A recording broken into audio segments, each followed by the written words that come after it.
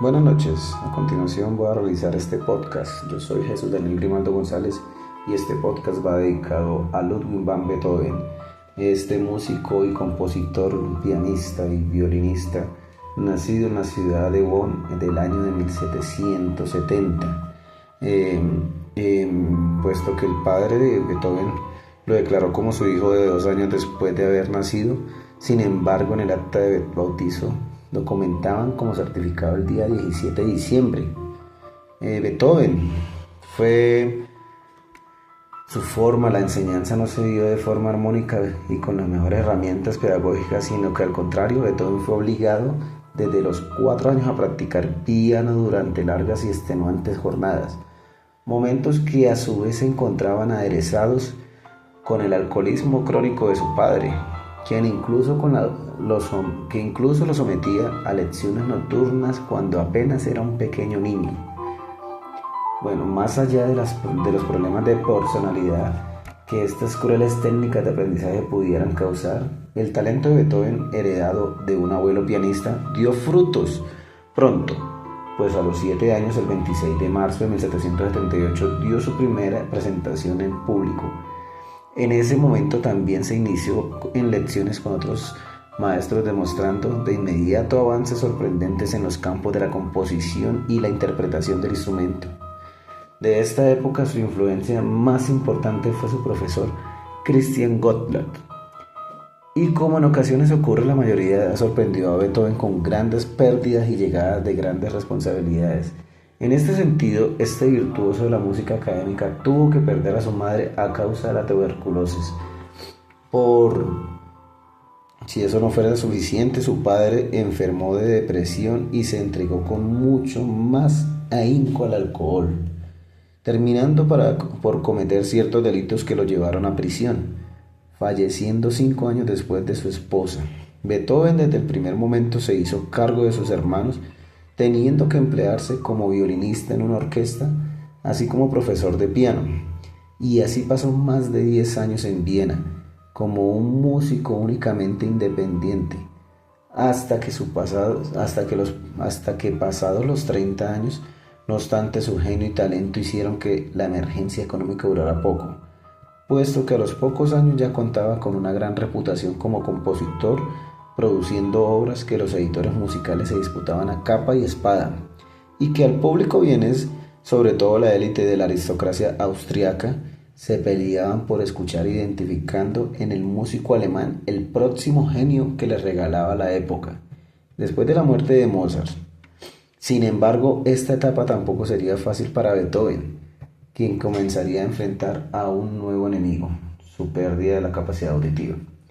El miedo a quedarse sordo, como en efecto sucedería, lo llevó a entregarse a una ferviente y nutrida actividad creadora, como si en verdad tuviese el tiempo como enemigo. Poco después, cuando la sordera era un hecho ineludible, Beethoven descubrió que la música también es una huella auditiva, y aun cuando no podía escucharla, la recordaba y sabía hablar su lenguaje. Sin embargo, este músico sufrió discapacidad en soledad. Muy pocas personas de su círculo sabían de su condición, siendo un total secreto para el público que perseguía sus creaciones. Este intento por esconder su situación, en opinión de algunos biógrafos, agravó ciertos patrones de comportamiento y personalidad que comenzaron a presentarse en el músico desde la juventud. De esta forma terminó por aislarse por completo, autoconfinándose en una soledad que no obstante acompañó con la música y su creación. Asimismo, el amor tampoco pareció ser su fuerte, y por el contrario le propinó algunas decepciones amorosas, las cuales solo parecían confirmarle su decepción de mantenerse en soledad. Así compuso en toda su vida 138 obras. De las más importantes de este músico extraordinario son Paralisa, Sinfonía número 9, Sonata para piano número 14, Testamento de Heilig Henstadt. De ahí su tremenda admiración por su público. A medida que su condición avanzaba, Beethoven optó por restringir al máximo sus presentaciones en público. Sin embargo, en diciembre de 1808 presentó al público una larga jornada musical en donde se interpretaron sus fantasías para piano, su concierto para piano número 4, así como su quinta y sexta sinfonía, en la que sería su último concierto en vivo. El público lo consideró magistral, después de unos años totalmente en solitario, debido también a su condición de sordera y una ardua actividad creadora. Susano comenzó a dar muestras de debilitamiento. Después de una larga afección de salud, este célebre maestro de la música fallecería en el 26 de marzo de 1827, ocasionando el luto de la ciudad en donde había vivido los últimos años.